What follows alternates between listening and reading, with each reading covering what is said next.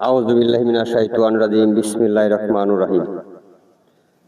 আজকে আপনাদের মাঝে বিশেষ একটি আমল দিতেছি। আমলটি হলো কুরআনী আমল, পরীক্ষিত, খুব শক্তিশালী।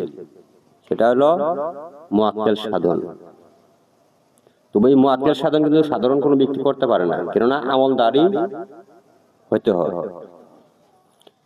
এই আমলের শুরু থেকে উল্লেখ আছে 5 ওয়াক্ত নামাজ পড়তে হবে বাধ্যতামূলক। এটা 14 দিনের একটা আমল, বেশি দিনও না, 14 দিন আমলটা করতে হবে। আপনারা দেখছেন তান্ত্রিক গুরু ফজল সাইট চ্যানেল। দেশ ও দেশের বাইরে থেকে যে সমস্ত ভিউয়ার সাবস্ক্রাইবার আর বন্ধুরা ভিডিওটি দেখতেছেন, সবার প্রতি আমার ভক্তিপূর্ণ সালাম, অন্যান্য জাতির জন্য নমস্কার ও আদাব। আশা করি সবাই ভালো আছেন। আলহামদুলিল্লাহ, আমি ভালো আছি আল্লাহর অশেষ রহমতে, আপনাদের দুয়ার বরকতে। আমি আপনাদের মাঝে এই পরীক্ষিত একটি তদবির দেওয়ার কারণে হয়তো অনেকের হিংসা হতে পারে। যারা এই লাইনের মোতাবিক লাইনে কাজ করেন তারা অবশ্যই আমলটা করবেন, বুঝতে পারবেন। মুআক্কেল সাধনটা খুব শক্তিশালী। এই একটা মুআক্কেলের মাধ্যমে সাধন করলাম যে কোনো কাজ হাসিল করা, যে কোনো কাজ হাসিল করে কাজ করানো সম্ভব, এবং কি হাতে ভরণ নিয়েও আপনি এই মুআক্কেল দিয়ে কাজ করাতে পারবেন। মুআক্কেল হাতে ভরণ নিয়ে আসতে পারবেন, এবং কি মানে কুলাতে হাজির ভরণ নিয়ে আসতে পারবেন। বিভিন্ন প্রকার নিয়ম কারণ আছে, আপনি হাজিরা নিয়ে আসতে পারবেন। তবে হাজিরাতে সাধন শেষে কিভাবে হাজিরা দেখবেন, হাজিরার জন্য দেখুন একটা ওস্তাদের কাছ থেকে পরামর্শ নিয়ে যার মাধ্যমে হাজিরা দেখবেন ওর সাথে সেট করে দিতে হবে। হাতে ভরণ করলে নিলে হাতের মাধ্যমে সেট করে দিতে হবে, ওস্তাদের মাধ্যমে। কুলাতে করেন, কুলার মাধ্যমে করতে হবে। কুরআনী একটি আমল, আমলটি 14 দিন করতে হবে। দেখুন জিন জাতি না, অত্যন্ত শক্তিশালী ফেরেশতা। আল্লাহ পাক পক্ষ থেকে আল্লাহ পাক নিজে আপনাকে সহযোগিতা করবে। সর্বপ্রথম আপনারা অবশ্যই 5 ওয়াক্ত নামাজ পড়তে হবে। আর এই আমল হলো 14 দিনের আমল।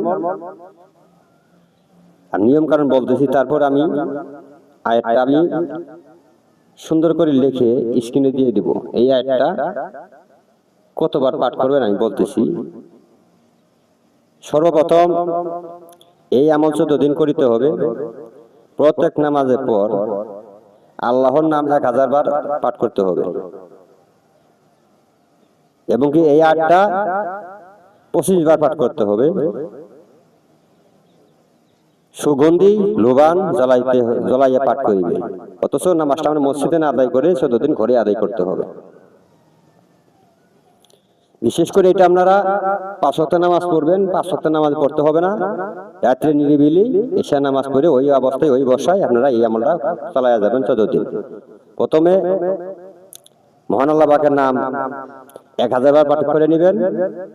পাঠ করার পর তসবিহ গুনে গুনে 1000 বার, ইয়া আল্লাহ ইয়া আল্লাহ ইয়া আল্লাহ ইয়া আল্লাহ 1000 বার করার পর আমি যে এসএমটা দিব, যে একটা দোয়া দিব, এই দোয়াটা আপনারা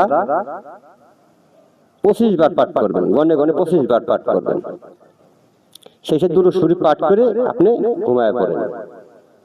এইভাবে আপনারা 14 দিন আমলটা করতে হবে। লোবান আছে যে সময় বসবেন, লোবান অথচ আগরবাতি মোমবাতি জ্বালায় নেবেন, নিয়ে পাঠ করবেন। এছাড়াও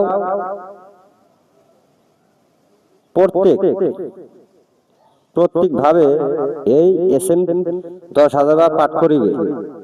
অথচ ছোট্ট এই এসএমটি আপনারা মুখস্থ করে নেবেন। শেষের দিন 10,000 বার পাঠ করতে হবে। তাতে কি হবে, 14 তারিখের মধ্যেই অনুভব হবে যেন সমস্ত ঘর নূরের মধ্যে ডুবিয়া গেছে, এরকম একটা অনুভব হবে। ওই সময় দেহে খুব অস্থিরতা লাগবে, স্থির রাখবে, মানে দেহটাকে নিজেকে মনটাকে স্থির রাখতে হবে। এই অবস্থায় তিনি 3 ঘন্টা বেশি থাকতে পারবেন না। 3 ঘন্টার আগে যে আসবে মুআক্কেল, সে 3 ঘন্টার মধ্যে সে চলে যাবে। 3 ঘন্টা আমার সাথে শেষের দিন সময় দিবে।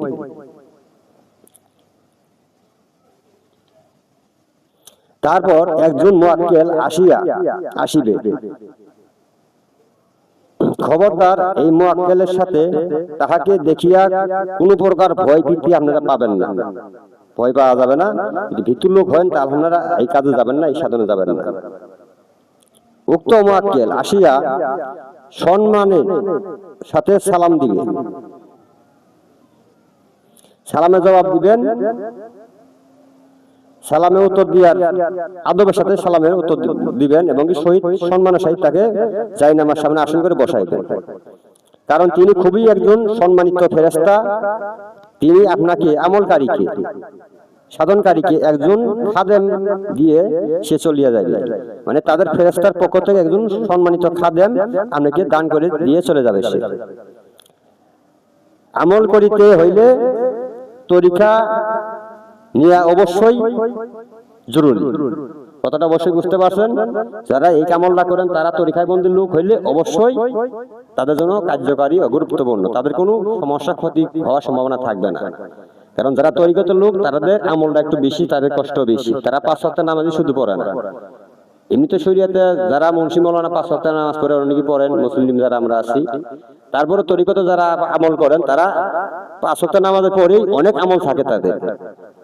ফাতিহা শরীফ, খতম শরীফ, নজরানা, মুনাজাত, মুরাকাবা, অনেক কিছু তাদের করতে হয়। এজন্য তাদেরকে আত্মাটা পরিশুদ্ধ থাকে। এর জন্য বলছে যে তরিকতের লোক হইলে পরে তাদের জন্য অনেক উপকারী ও ভালো, সমস্যা হবে না। তরিকা নিয়াটা অবশ্যই দরকার বা প্রয়োজন এই আমল করার কারণে। তবে কাকে পীর ধরবেন, সঠিক পীর দেখে যাচাই বাছাই করে তারপরে আপনারা এই আমলটা করতে পারেন। আমি আজকে আমরা একজন শিষ্যকে নিয়ে আমি দরবারে রওনা হব। আগামীকাল ফজরের নামাজ পড়ে এতে 3টা আওয়াজ আমার উঠতে হয়, রহমতে ডাক দিতে হয়, ফজরের নামাজ আদায় করে তারপর আমি ফাতিহা শরীফ মুনাজাত দিয়ে গাড়িতে উঠবো দরবারের উদ্দেশ্যে। আমার এক শিষ্যর সাথে নিয়ে আমার দয়াল শাসনদবরী যেন দয়া ভিক্ষা দেয়, আমাকে যেন সুস্থভাবে দরবার বন্ধ পৌঁছতে পারি। আপনারা সবাই আমার জন্য দোয়া করবেন। আমি আস্তে আস্তে শনিবারে ফিরে আসবো, রবিবার থেকে আবার কার্যক্রম শুরু হবে। আজকে আমলটা এই, আমি নকশার এই দোয়াটি অবশ্যই লিখে স্ক্রিন করে ভিডিও মাঝখানে বসিয়ে দিব। আপনারা সঠিকভাবে এটা শুদ্ধ করে অবশ্যই পাঠ করবেন এবং কি আমলটা করবেন। কোনো প্রকার ভুল করা যাবে না। যদি বুঝতে সমস্যা হয় দক্ষ একজন উস্তাদ মুতাব্বির তার কাছ থেকে জেনে নেবেন, নিয়ে তারপর আপনারা আমলটা করবেন। সাধারণ কিছু না যে একটা জিন হাজির করলেন, কথা বললেন বা ওকে বশ করার কাজ করলেন, এমন কিছু না। একটা মুআক্কেল সম্মানিত আল্লাহ পাকের রহমতের, আল্লাহ পাকের পক্ষ থেকে যেহেতু আপনি পাইতেছেন আমল করার কারণে, এই জন্য খুব সতর্কের সাথে করতে হবে। কোনো প্রকার এই কয়দিন 14 দিন আমল চলাকালীন কোনো প্রকার পাপ কাজে লিপ্ত হওয়া যাবে না, মিথ্যা বলা যাবে না, কোন খারাপ কাজ করা যাবে না, হালাল খাইতে হবে। সব দিক দিয়ে আপনাকে পরিশুদ্ধ দিল নিয়ে চলতে হবে, আত্মাকে শুদ্ধ করে নিয়ে চলতে হবে। তরিকার শিক্ষাই হলো দিল আত্মা শুদ্ধ, দিল জিন্দা, নামাজের হুজুর। যাই হোক, নামাজ আজান পড়ে গেছে, আমি নামাজে যাব। কথা লম্বা বেশি করবো না। যাদের বুঝতে সমস্যা অবশ্যই কমেন্টে জানাতে পারেন। কে কি ধরনের ভিডিও চান অবশ্যই জানাবেন। সবাই ভালো থাকবেন, সুস্থ থাকবেন। আল্লাহ হাফেজ। আসসালামু আলাইকুম ওয়া রাহমাতুল্লাহি ওয়া বারাকাতুহু।